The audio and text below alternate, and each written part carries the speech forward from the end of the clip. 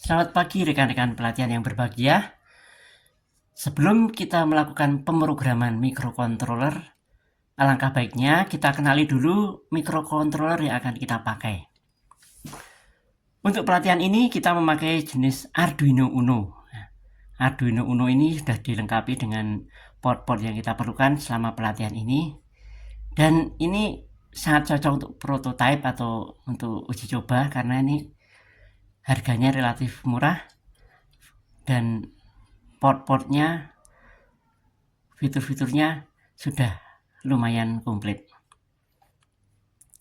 Nah, ini saya punya dua board Arduino Uno. Yang ini yang memakai IC, ini IC DIP, sementara yang ini yang memakai IC SMD. Dua-duanya bisa dipakai. Untuk yang ini, seandainya IC-nya rusak, ini kita bisa lepas, kita ganti dengan IC yang baru. Kalau yang ini bisa dilepas tapi harus dengan penyolderan SMD, bisa pakai blower.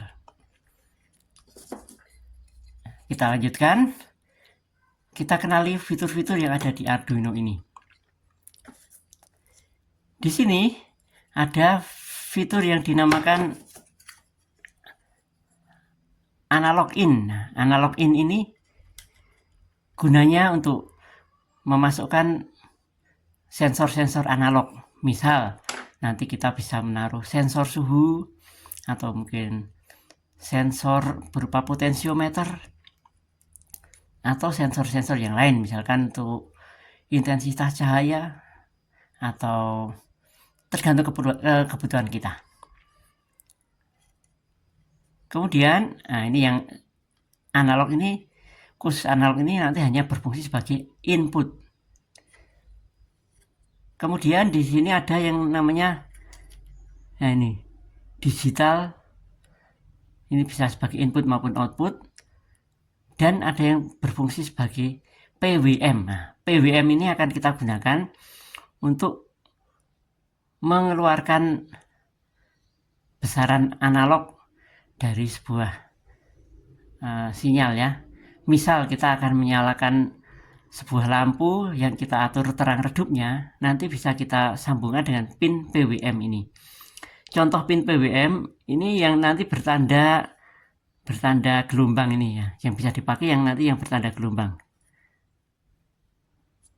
Ini bisa dilihat ya, ini ya yang misalkan ini ada pin 3, pin 5, pin 6, ini bisa dipakai sebagai PWM. Sementara untuk yang lain ini hanya digunakan sebagai digital input maupun output. Nah, ini ada dua Arduino. Bisa dilihat bedanya. Selain tadi chipnya, yang satu pakai IC DIP, yang satu pakai IC SMD. Ini ada dua kegunaan yang sama tetapi portnya beda. Kalau yang ini pakai USB yang biasa dipakai untuk printer itu ya, USB tipe B. Sementara yang ini adalah USB micro USB. Nah, ini nanti silahkan kabel yang akan kita pakai disesuaikan dengan port kita ya. Terus ini ada persamaan lagi yang di sini pakai DC in. Jadi nanti saat kita pakai sebagai rangkaian pengendali tentu butuh sumber tegangan. Nah, ini bisa kita ambilkan dari DC in ini. DC in ini untuk Arduino Uno boleh dipasang dari tegangan 7 volt sampai 12 volt, itu cukup aman. Karena nanti di dalam rangkaiannya ada rangkaian regulator tegangan. Jadi meskipun di sini nanti tegangannya antara 7 sampai 12 volt, tetapi yang akan masuk ke sistem ini tegangannya adalah 5 volt. Untuk sumber tegangan kalau pas keperluan uji coba sebetulnya bisa langsung diambilkan dari USB. Jadi selama kita menguji coba silahkan tetap ditancapkan pada komputer atau pada laptop. Ini.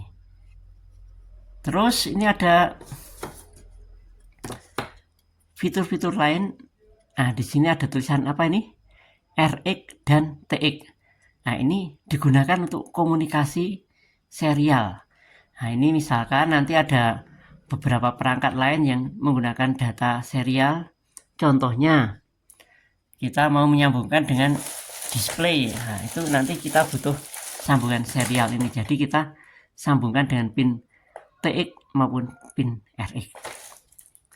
Terus di sini juga ada 5 volt, kemudian bawahnya ini apa ini,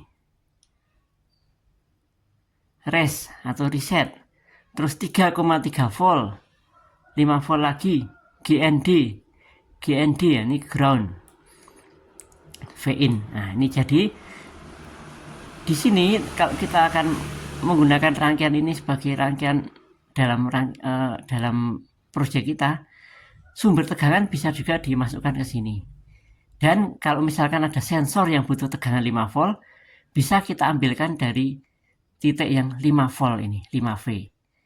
Kalau ada sensor kita yang butuh tegangan 3,3 volt, bisa kita sambung ke titik ini, 3,3 volt. Oke, demikian saya rasa sudah cukup lengkap kita bahas. Oh ya, ini ada tombol, nah ini reset. Ini gunanya adalah untuk mereset rangkaian saat dia mungkin ada gangguan dalam bekerja. Bisa kita tekan tombol reset biar kembali ke keadaan awal.